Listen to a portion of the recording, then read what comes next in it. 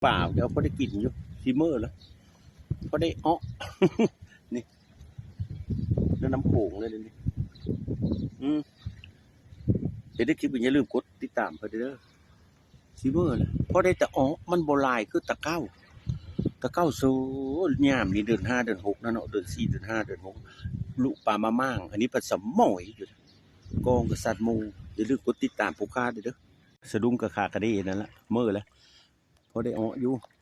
พอได้กินลืมมาเพื่ออยู่น้ำโขงนี่ได้นี่มืออื่นอย่าลืมเด้อนี่นะพวกเจ้าปีนไปปีนมาซับไปซับมาแล้วได้เลย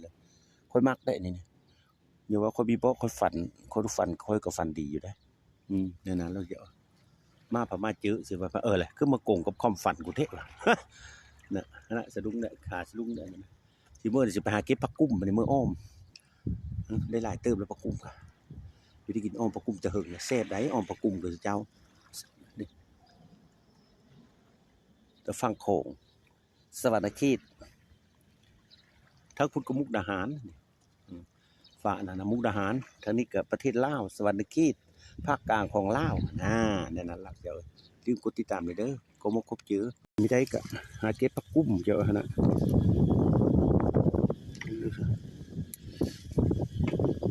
ผักกุ้มในบ้านเจ้าไทยเจ้าเอิญผักเลยไทยบ้านคอยเอิญผักกุ้มมันนี่อ้อมกระเซบเฮ็ดส้มกระเซบได้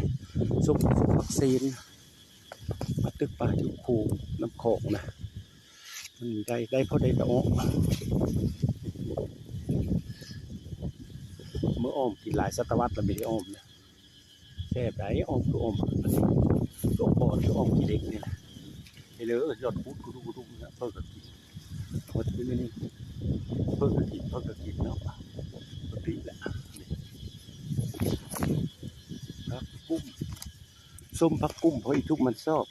อันนี้แหละเหตุผู้ไทยเพิ่นว่าไปไหมีฮือมาเป้าไปเล่ามีฮือมาด่าอีนะไปไหมีฮือมาเป้าไปเล่ามีฮือมาด่าอีเพิ่นว่าพี่เลือกเป็นอันนี้กองนะบ่มันเป็นอะไรอันนี้โอ้เนาะไปไหมีฮือมาเป้าไปเล่ามีฮือมาด่าหักไม่ตายมาเก่งก้นหม้อเพิ่นว่าผู้ไทยไก่สอนนั่นนี่แหละเจ้ามีได้หนึ่งก็หาได้หนึ่งเพื่อหาฟื้นหาโลมาเพิ่นบอกที่ผู้ไทยนี่แน่นี่กุ้มหันได้ผักกุ้มกันนี่เรื่องไม่แต่คนปิดเนาะก็นี่กุดดุมจะผักกุ้มก็ข้อมันอึดโอ้ยเมื่ออ้อมกินน้อยนี่กับพ่อเด้อนี่หากินลายเด้อแล้วสิไปเบิ้งอุ้มนะปลากุ้มนะเท่านั้นได้สิเจ้าเด้ออย่าลืมได้เห็นได้กี่เพื่อนนะ ไปติดป่าจะแซ่บว่าอึดธนป่าได้เท่านี้แล้วนะปลาโขงเลยเนี่ยยวนเลือดสิโอ้ยก็ได้อ้ออยู่ได้พอได้จำได้จีได้เนาะสำนีกับกระเนมกว่าดิไปถือจัก4-5 ตัวก็ไปถือป่านี่ก็โพดก็ปูก็เลยเก็บเอาผักกุ้มนี่อ้อมกินคันเฮ็ดส้มถึงยอดแนวยำบ่มีอ้อมผักกุ้มส้มผักกุ้มพออีทุ่มน้ำมันซอบส้มผักเซนพออีเพนมันมักเพิ่นว่าพ่อแม่เพิ่นว่าเขาฟังมีได้อันนึงก็เอาอันนึงผู้ไทยนะฮีดของผู้ไทยไปให้มีเฮือมาเป้าไปเล่ามีเฮือมาได้ฮักมาตายฮักไม้ตายมาแกงกลหมอเพิ่นเอาความคีนเคยนะผู้เลอเอาโปเอามีเอาสูเอาเฟ้นทำอีกนะมีเฮือพนันฮีดโทไซลาคันหน้าโทเมสาง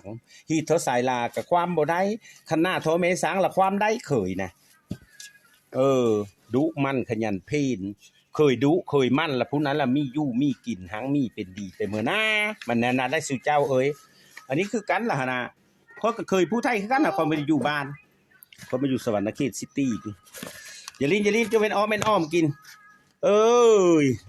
เท่านั้นแล้วจบเห็นนักชิปก็อย่าลืมกดไลค์กดติดตามเฮ้ได้ส่งสารเมตตากับพระกับพ่อยได้พ่อเมตตายตั้งแต่อายุ3 เดือนกว่าผู้มันมีพระดับดีคอยเท่านั้นแหละจบ